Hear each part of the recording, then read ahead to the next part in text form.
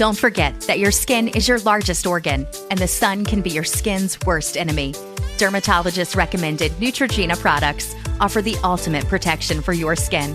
From makeup remover wipes to Hydro Boost Water Gel Facial Moisturizer, BJ's has your entire lineup of Neutrogena skincare products. And now through December 3rd, save $4 on any Neutrogena product at BJ's. Love your skin back and save now through December 3rd, only at BJ's.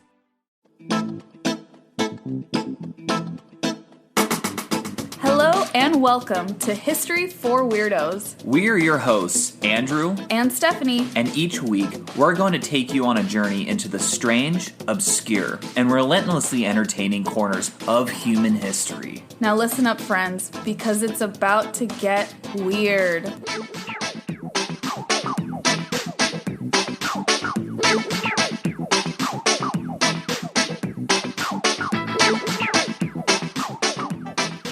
What's going on, weirdos? It's your boy, Andrew. And Stephanie. And welcome to the History for Weirdos podcast, episode numero 10. Yay! Number 10. Yeah, sí, numero 10. I didn't realize that, actually. Yeah, number 10, and we're in the midst of coronavirus. It's a momentous day. Actually, you know what's really funny is that Andrew and I, we didn't get our stuff together enough to make episode number 10 special. We wanted to do like a special episode with 10 and have a guest or something like that, which we will eventually bring to you all. But the quarantine kind of prevented that from happening, so. Yeah, actually, I knew in advance there was going to be a quarantine, so it's a special episode because we're quarantined in our house versus every other weekend when we're just willingly sitting in our house, avoiding everyone else. Exactly. I know.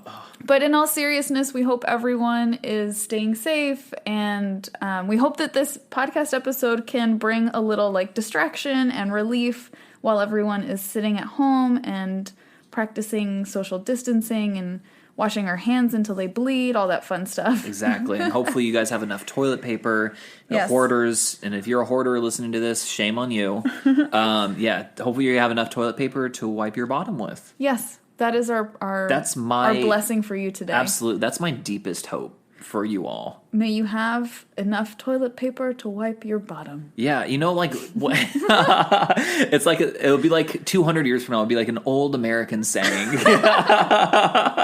Yes, probably. May I was gonna do like an Irish accent, but that doesn't make any sense. Nope, not really. No, but I get where you're going with that. Yeah, thank you for that. So, babe, for this week's episode, it's me. It is you. I don't know if you knew that. I did not. Well, I'm glad, because I didn't have anything prepared. That's awesome. It worked out. So I have a story this week that is on theme. Ooh. Because it also involves a disease and a form of social distancing and quarantining. Ooh, very relevant. Very, very relevant. And I actually was inspired. I was going to do something totally different. But I was inspired to do this week's episode because our mutual friend, Marcus, posted on Facebook something about this. So shout out to Marcus Johnson. I don't even know if you listen to this podcast, so I'm going to send it to you directly so you can hear your name in the shout out. Please listen. Please rate, review, and subscribe. Yes, but for real, do that. Yeah, thank you. So it was Marcus's post. I saw it and I was like, no way, this is weirdo history stuff. Yeah. And it's totally relevant to what we're going through now. And I know lots of folks are feeling kind of anxious about it, myself included. I've definitely gotten a little worried. Mm-hmm. And I think the fun part about looking at this story is that it's a reminder that this will pass. Absolutely. God willing, we're actually living in some weird history right now. I know, that's nuts. Yeah. I did not ever imagine for a second that when we were theorizing this podcast and then we were actually recording episodes, that we would actually be in the middle of something weird. Yeah, our own History for Weirdos live action. So this week, Stella also just walked up, so if you hear little Darth Vader panting, that's not me. That's Stella. Yeah. This week I'm going to be covering the Great Plague of London and Isaac Newton's quarantine. Oh my goodness. Okay, so this was late 17th century? So late 1600s? Yeah. Damn, I'm good. You're pretty good. That's pretty close. What's up, fam? Yes. Sorry. So Okay. let me start off by giving you a little background on the Great Plague of London. Cool. So the Great Plague of London is actually called that, not because it was like so widespread, but because it was the last major epidemic of bubonic plague in England. Oh, wow. Yeah, and this epidemic lasted from 1665 to 1666. 666. Oh, Hail Satan. I Yeah. mean, what? What? So the plague in general was endemic, which means like it keeps happening in a specific place, like in a specific area. That's Okay. what endemic means, you guys. Ooh, actually, I did not know that, so thank you. Yeah, so like pandemic, it's like everywhere. And endemic, it's only in like one place. Oh. Or in like isolated places. Interesting. So the plague was endemic to 17th century London specifically. So these types of outbreaks of plague were unfortunately very common at the time. Okay. And if you are interested in learning more about plague, there's actually a really, really good episode of This Podcast Will Kill You, the one that I've showed you. Yes. And these two women, they study like disease stuff. They're like pathologists or something, or one of them is. Something like that, or Yeah. they both have a career in this, and they do a really interesting like whole backstory on the plague. Cool. So I will not do that. So the Great Plague killed an estimated 100,000 people, which was almost a quarter of London's population in the span of 18 months. Oh my God, Jesus. Okay, so And this wasn't the worst bout of plague. This was just the last bout of plague. yeah, no, because like the first bout was like the Great Bubonic Plague was like all of Europe, right? I think so. And that was probably a different strain. So the plague is like the umbrella term, and bubonic plague is one of three types of plague. Oh, okay. And bubonic plague is mainly spread through infected fleas on small animals like rats. But people at the time actually had no idea what was causing plague. Right, because germ theory wouldn't be around for hundreds of years. Yeah, it would be another 200 years before scientists identified the bacterial cause of plague. Wow. So in the, like, giving a little backstory to this Great Plague of London, here are some of the reactions. So Okay. smartly enough, like actually like a good move that they did in London was that ships were quarantined. Any ships coming into the port weren't allowed to, like, no one was allowed to come on or off the ships during this time for different periods of time. Like they kept stretching it out like 30 days, 60 days, whatever. Interesting. Which Okay. sucks for the people on the boat. That blows, yeah. I know, and it's really interesting that they didn't really know what spread it, but they knew like we should separate people. Yeah, that is interesting. It was like That's a good intuitive thing to do. Yeah, absolutely. But this preventative measure unfortunately did not help because London was littered with rodents. At the time, of course, you know, that was really common for cities back then. It's even common in cities now. So people were still getting bit by the fleas of rodents that were infected with plague. So as the plague raged on, the very first people to leave were the rich and the highborn. Oh, of course. And then poor folks had to obtain a certificate of good health signed by the Lord Mayor and to get out of the city. Oh my God. If they wanted to go, like, get away from this, live in the country, go stay with family somewhere else, they needed to get a certificate. And of course, you can imagine they were extremely difficult to get. I can imagine, yes. Businesses started closing, which is similar to kind of what's happening now. Interesting. And it was recorded that only a very small number of physicians, clergy, and apothecaries stayed behind to take care of the sick and the dying.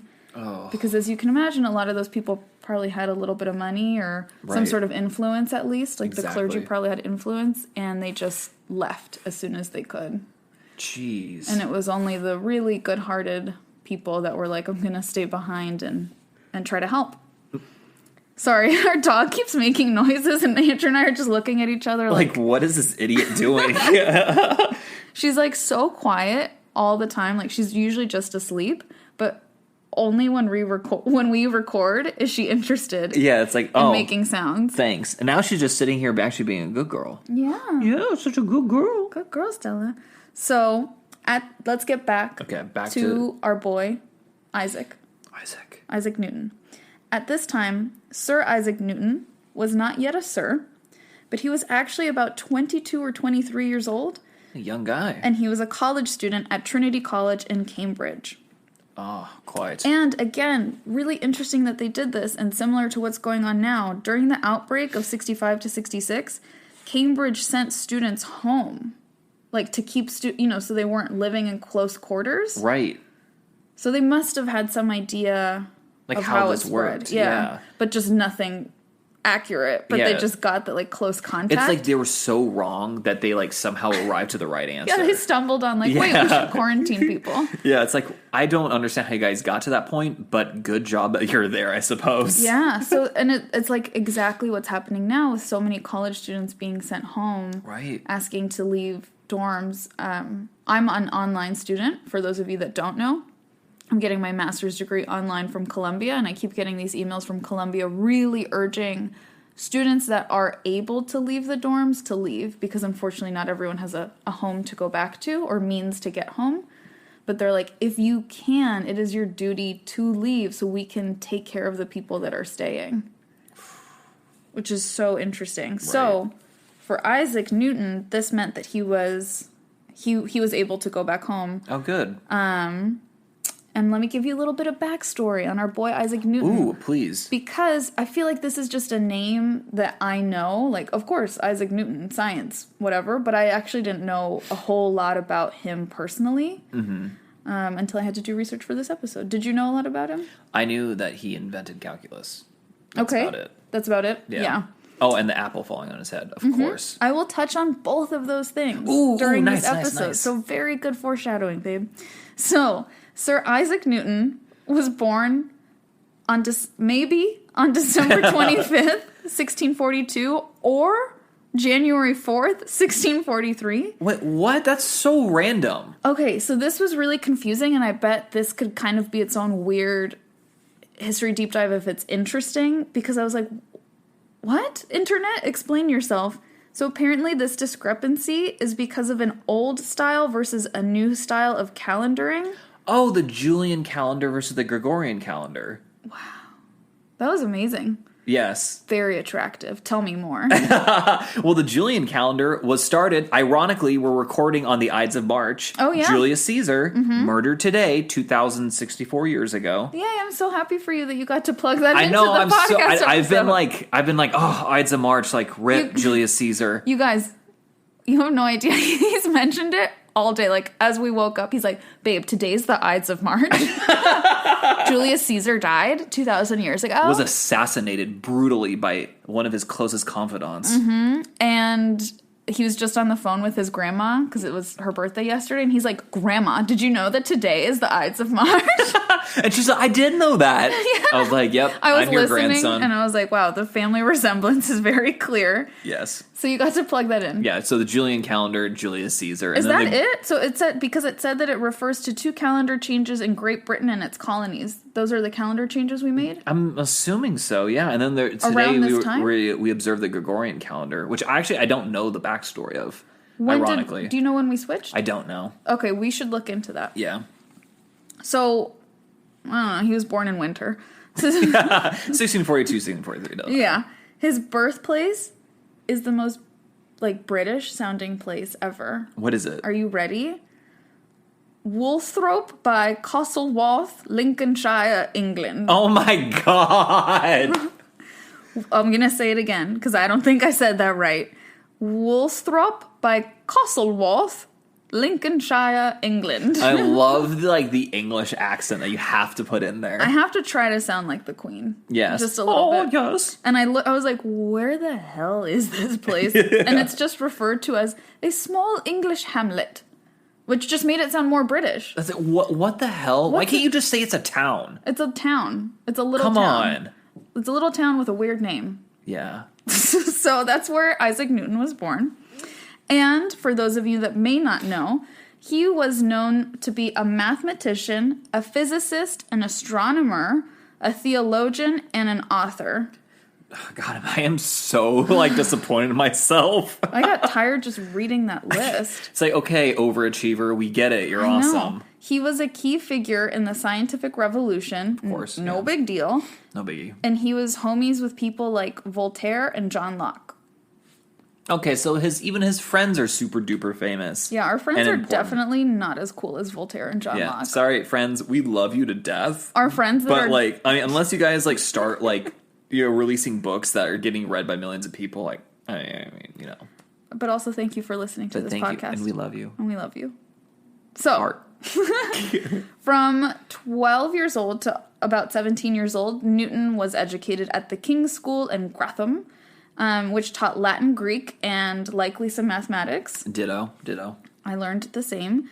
And he was removed from school and was sent home to Wulthrop by Castlewold in October of 1659. And it looks like he was sent home because his mom was widowed for the second time. And she was like, I'm a widow. My 17-year-old son needs to come home and become a farmer full time. And he was so sad. Like, he hated the idea of being a farmer. And lucky for him, like, shout out to, like, badass teachers. His teacher, Henry Stokes, came and convinced his mom that this young man is really smart and he should be educated. Oh, dude, I'm so stoked on Stokes right now. That was really good. Thank you. Could you like? That's what teachers do. They always go above and beyond. They do. And they see the brightness and the possibility in people that no one else sees. So I just think that's amazing. Because can you imagine if this man had not gone, and if Isaac Newton, not that there's anything wrong with being a farmer, but he was clearly destined to be a mathematician. Yeah. If he had never pursued that, like where the world would be. Yeah, exactly. The world. I mean, literally, we used his calculations to put people on the moon. I know. To launch people into space. And that's something neither, he nor his mother could have fathomed at the time. No. But he did that. Like 300 years later. And he wouldn't have done that without a really good teacher. Yeah, so shout out to teachers, man. Shout out Even to if teachers. they get paid double what they're getting paid, it probably isn't enough, Definitely not enough. Because they're like, they do everything. Not only like are they super important, they have to put up with like kids all day. I know. I can't imagine. I literally couldn't. I mean, I know you were a good student. I was a great student. I was a model student. You're welcome to all my teachers. Not me, fam. Not me. So I'm sorry to all my teachers. Yeah. Thank you for putting being up with you. Yeah. I actually was very lucky, though, even though I wasn't the most studious, engaged, studious, awake, present student. I had really good teachers that really pushed me to believe in myself. So yeah, thank you to name a couple. I know they're not listening, but Karen McNally and Tatiana Samnani. Love them. Moving on. So Isaac Newton is presently known for so many things, including, to name a few, Newtonian mechanics, Newton's laws of motion, binomial series, that big-ass wig he wore, Newton's law of universal gravitation, and calculus. No big deal. So, let's check back in with a young 20-something Isaac Newton who's practicing his social distancing during the bubonic plague. Nice. So during this year, away from school and away from his professors, it's reported that Newton truly thrived. And this year of his life is actually referred to his... Can you read that? His Annus Mirabilis. Because I just kept wanting to read anus. Yeah. We are 12 years old. I know we are. But it's Annus Mirabilis, right? Yeah. Which means the year of wonders in Latin. Oh, wow. So out of all the amazing stuff he did in his life, this year is known as his year of wonders. Wow. Oh, this is the named at the year of wonders because of him. His year of wonders, like his personal year of wonders. Gotcha. So he continued to work on mathematical equations he started while at Cambridge, and this work became the foundations of calculus. Dude, what a nerd. At 22 or 23, I don't know how old he was, but... So he's like Good Will Hunting, basically. But like hundreds of years ago. Exactly. He also began to work during this time, because freaking inventing calculus wasn't enough. Of course. He also began to work with prisms and conducted experiments which involved bending white light through a prism. And why this is so important is that it demonstrated that all colors already exist within light, with different color corpuscles fanning out and traveling with different speeds through the prism. So essentially, like how we learn about color now, that like different rays move at different frequencies, that's why we see colors differently. He just like figured that out in his bedroom after he invented calculus. That's pretty cool. That's pretty dope, you know? What a wonderful weirdo he was. He's such a weirdo. No, this is like, I thought I knew like a decent amount. Well, actually, no, that's not true. But like, I just knew Isaac Newton. You know, he's like, you don't really think about larger than life, right? Yeah, larger than life. He's like almost like a god when it comes to like science and math. But like, I mean, he was a weirdo. Who like collects little prisms and like hoards them in their room? Especially in their like early 20s. Yeah, and apparently he like, I think I read in one of the things I was researching that he like boarded up his window and then like drilled little holes and like stuck the prisms, the like clear prisms in there. Oh, so he was like a genius, but like he was insane. Like not insane, but like he was like eccentric. Yes, definitely. I would agree.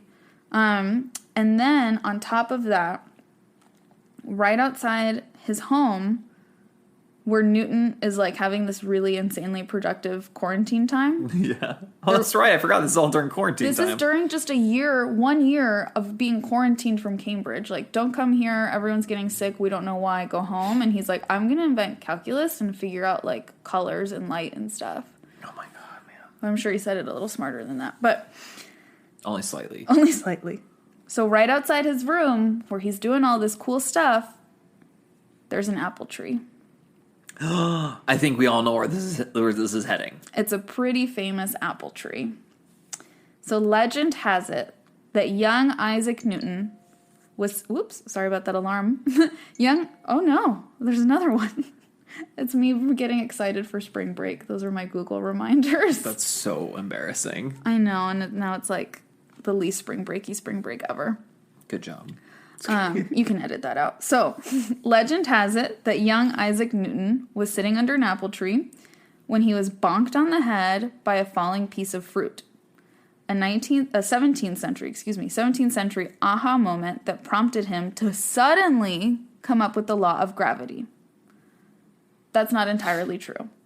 The way the story goes. Okay. So, the first written account of Newton's apple tree experience appears in notes on Newton's life that his assistant later wrote. The assistant's name was John Conduit. And he wrote this down about Newton in 1726. So I'll read the quote. Whilst he was musing in a garden, it came into his thought that the same power of gravity, which made an apple fall from the tree to the ground, was not limited to a certain distance from the earth, but much extended farther than was usually thought. Why not as high as the moon, he said to himself. So that's like the more accurate account. Right. And he wasn't like hit on the head and then out of nowhere it was like gravity. Right. But he was sitting under an apple tree literally just thinking about the way matter interacts with each other and the way things move through the universe and the way we exist. And was just like, oh yeah, I think I know what this is. Oh my God. So that's how he quarantined himself, and then he returns to Cambridge in 1667 with his new theories in hand. Within 6 months, they made him a fellow, and then within 2 years, a professor. So he's like in his mid-20s, and he's a professor. Yeah, because they're like, oh. It's like, oh, you're way smarter than all of us. They're like, you're smart. Yeah, like, oh, you're real smart, like. Yeah. So for all of us that have been in our pajamas for days watching Netflix, just think of Isaac Newton and what he was doing when he was in the same situation. And you'll feel real bad. But it is kind of inspiring because it's a nice reminder that like this sucks. This absolutely sucks. Yeah. And it's a little scary and it's anxiety producing, but since we cannot change the current circumstance, like, what is your version of creating calculus? Yeah, and I don't think it's supposed to be as big as like creating calculus, but like just something, it could be something small. Like, do you want to start reading again? Like, a lot of people don't always tell me, because I love to read so much, like, how do you read? This is a good way to find time and make it a habit. Or do you want to start writing or painting, or do you want to organize like your room? You know, all the things that we always put off because we don't have enough time. Right. Now you have time. Now is a real, like, seize the opportunity. Mm-hmm. It's a crappy one, but we could still make something good out of this not so fun time. Exactly. I really like that message. Yeah. So Isaac Newton, a little inspiration. So let's see what happened later in life. This is just a very, very brief, like, summary. Mm-hmm. Because there's more interesting stuff that comes up. So eventually Newton moves to London, and he takes up a post as the warden of the Royal Mint in 1696. That's so random. So I guess maybe he's like the treasurer of like England. I was going to ask you, like, what does that mean? Yeah, I guess he's like the treasurer? The treasurer of England. Okay. He was made president of the Royal Society. Don't know what that is. Super British. In 1703. Sounds so British. Yeah, in 1703, and he was associate of the French Académie des Sciences, the French Science Academy. Sounds very French. In April of 1705, Queen Anne knighted Newton during a royal visit to Trinity College, Cambridge. And it's also stated that during these latter years of his life, he was really into alchemy. That's interesting, huh? Mm-hmm. And he became more, and you used this word earlier, he became more, quote, eccentric, and even got into some feuds with fellow scientists and some of his close friends. Like, he kind of went off his rocker a teeny bit. It sounds like it, because alchemy is a debunked science. Well, it is now. Yeah. But everyone was into alchemy back then. It's true. And so this is how I understand alchemy, and I should have, like, Googled this before the episode, but it is... The goal of alchemy is to create gold, right? Like, more or less, yes, because, like, you would take, like, a, I don't know, like, if you look at the periodic table elements, I don't know what it is, but, like, if you take one periodic table or one, like, element that's, like, one to the right of gold, right? You would, in theory, take away, I think, either, like, a proton or an electron or a neutron. But they had no idea what those things were. Yeah. No, I think they understood it. I don't know, but, like... They would take something that's really similar and try to change like the actual like nuclear chemistry. Yeah. And then like the molecules. Yeah. And then if you did that, then in theory you would end up with gold. That's so interesting, right? I remember the first time I heard of alchemy was like freshman year of high school when everyone reads Romeo and Juliet. Right. Yeah. The priest that helps them, you know, fake their deaths or whatever, and marries Romeo and Juliet. Spoiler alert, they die. In case you didn't know. In case you didn't know. The priest is also an alchemist, and he is able, because he's an alchemist, he gives Juliet that concoction that she drinks that slows her heartbeat to the point where it seems like she's dead. Right, and then she's not. Romeo throws like a hissy fit, and then he dies, and then she wakes up, and then she dies. Freaking teenagers, man. Freaking teenagers. So that was the first time I heard of alchemy. Mm-hmm. And to me, it just sounds like witchcraft. It kind of is, honestly, in a way. Okay. But like scientific witchcraft. Yeah, it's like scientific witchcraft. Okay. Very interesting. So he got really into that. Newton was never married, and he was never known to have any relationships, not with women, and there was no rumors of him having relationships with men. The French writer and philosopher Voltaire actually said this about Newton. He was never sensible to any passion, was not subject to the common frailties of mankind, nor had any commerce with women, a circumstance which was assured me by the physician and surgeon who attended him in his last moments. That's kind of weird to be like, yo, was my homie a virgin? Yeah, so that was the big rumor, was that Newton died a virgin. It sounds like maybe there's talking about asexuality, but they didn't understand that at all back then. So he was just like the biggest nerd ever. Yeah, but that's not what asexuality is. Asexuality, I don't think it's required that you be nerdy. No, it's not. No, I was just joking. But yeah, so he never had any sort of romantic partners. He just, I think as he got older, he lived with a niece and her husband, and then he took care of like a half niece. He just was like the uncle that was like a scientific genius. You know, everyone has one. Right, absolutely. Newton died in his sleep in London on March 20th of 1727. Oh. And his body is buried in Westminster Abbey. Andrew and I saw it, actually. Yes.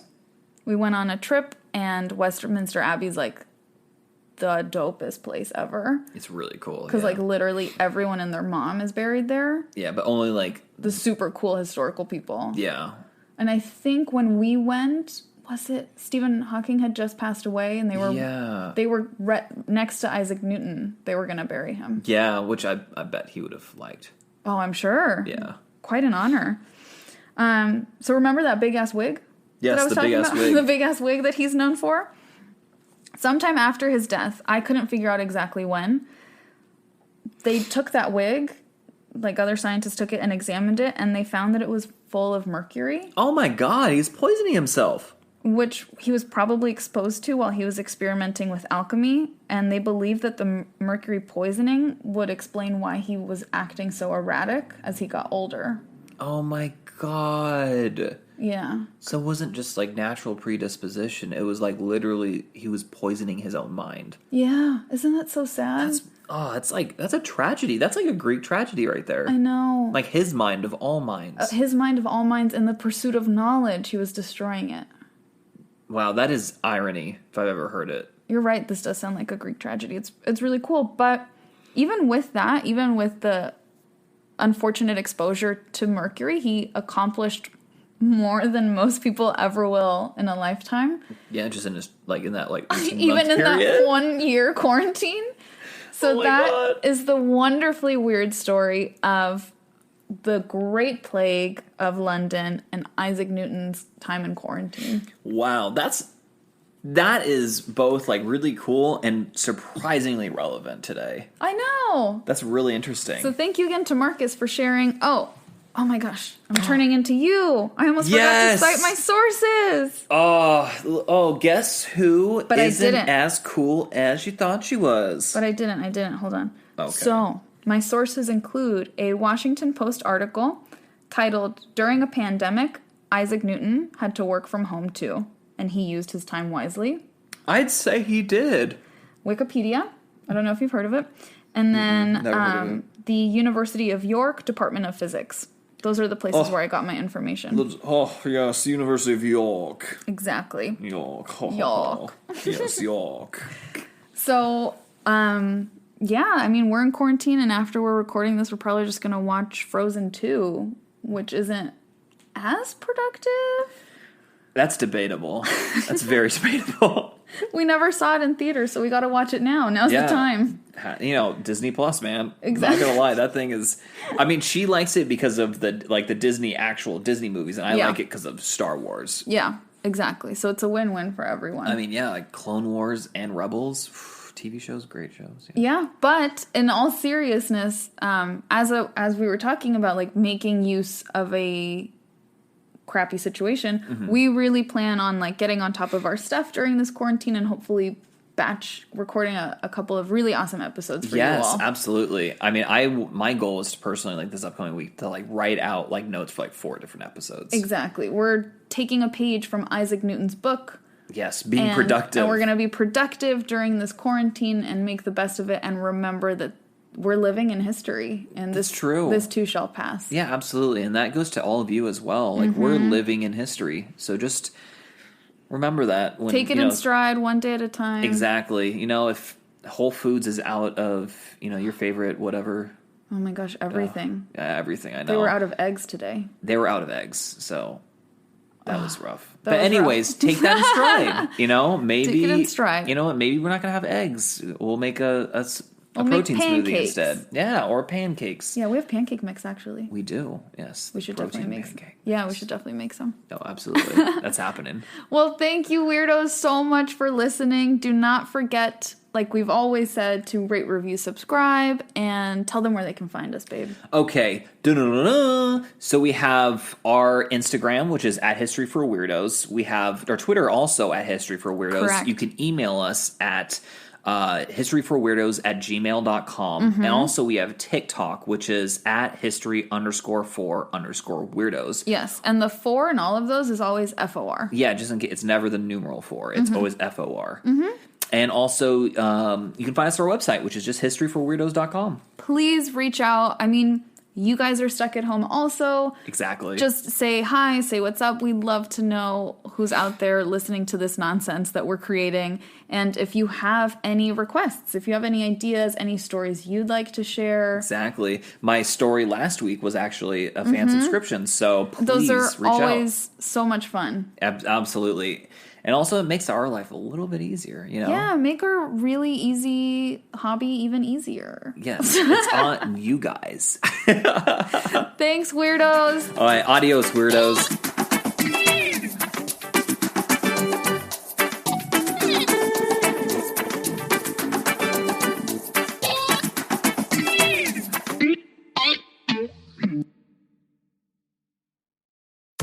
Don't forget that your skin is your largest organ, and the sun can be your skin's worst enemy. Dermatologist recommended Neutrogena products offer the ultimate protection for your skin. From makeup remover wipes to Hydro Boost Water Gel Facial Moisturizer, BJ's has your entire lineup of Neutrogena skincare products. And now through December 3rd, save $4 on any Neutrogena product at BJ's. Love your skin back and save now through December 3rd, only at BJ's. We all know a guy who only occasionally shaves for big occasions, and it's because that occasional shave really hurts. It's the time of year for big occasions, and yet there he is, suffering with that cheap drugstore razor. Let's help him out. Henson Shaving's line of razors, built with aerospace precision, deliver a smooth shave your dad, brother, and even son can enjoy, eventually. With replacement blades just 10 cents each, you'll buy it once, and they'll use it for life. How's that for the perfect gift? Celebrate with 100 free blades on your first purchase, and no subscription headaches. HensonShaving.com/holiday.